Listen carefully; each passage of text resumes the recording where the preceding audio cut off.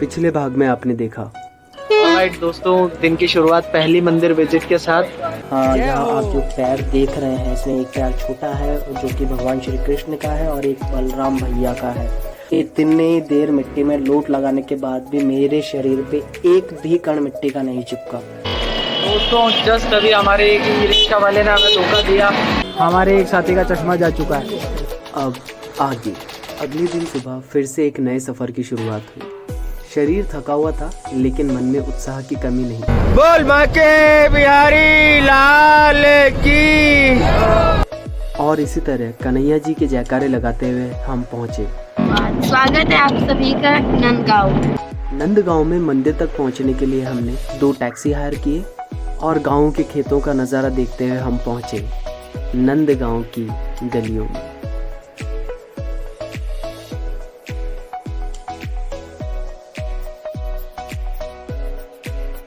फिर हमने दर्शन किए नंद बाबा के पहले घर के।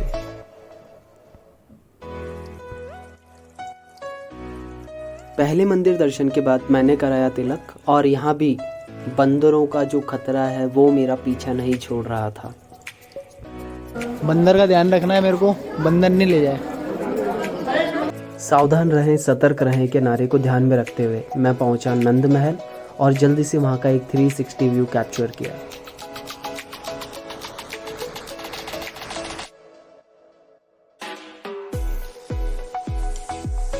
महल की दीवारें चारों तरफ से श्री कृष्ण की लीलाओं की चित्रकारियों से सजी हुई थी।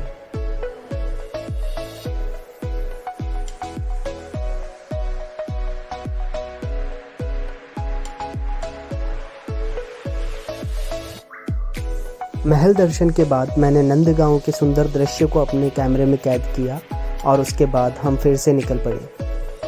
हमारा अगला डेस्टिनेशन था श्री लाडली जी का गांव बरसाना।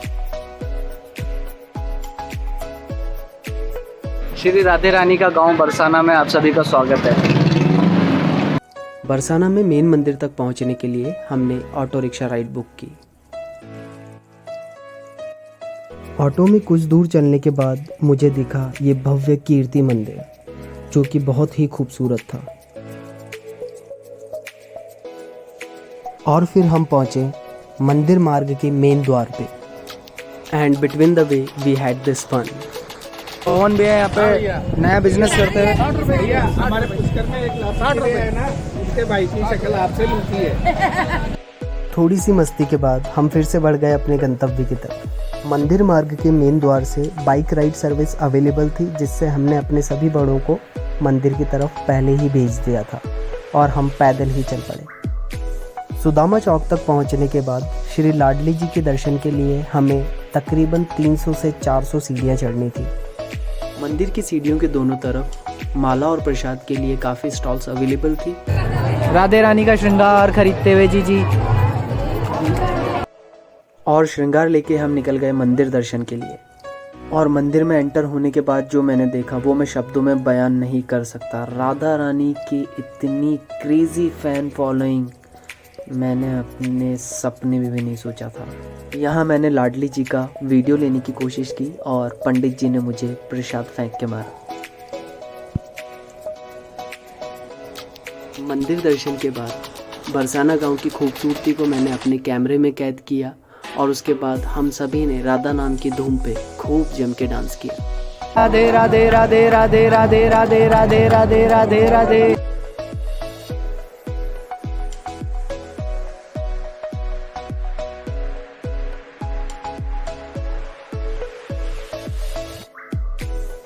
मंदिर से नीचे आने के बाद हमने की पानी पूरी पार्टी और उसके बाद हम निकल पड़े बरसाना गांव के भ्रमण के लिए।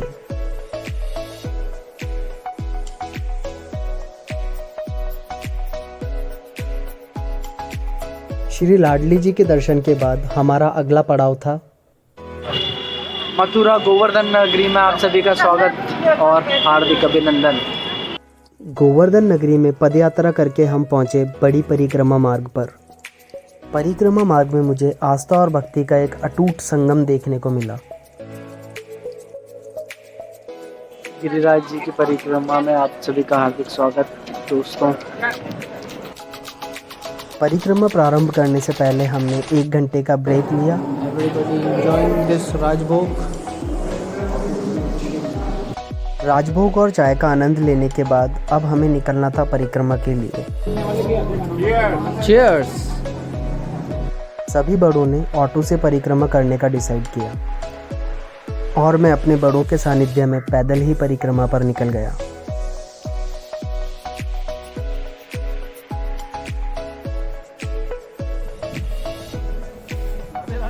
राधे राधे।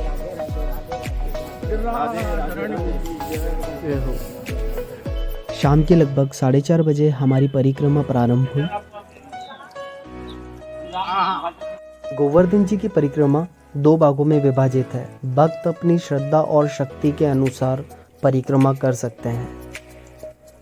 गोवर्धन पर्वत के एक एक कण पर आज भी भगवान श्री कृष्ण, राधा जी और उस समय की लीलाओं की छवियां दिखाई पड़ती हैं।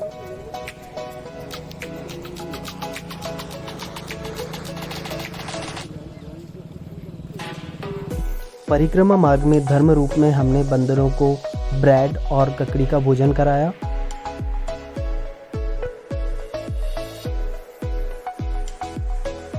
और पैदल चलते चलते हम पहुंच गए राजस्थान में।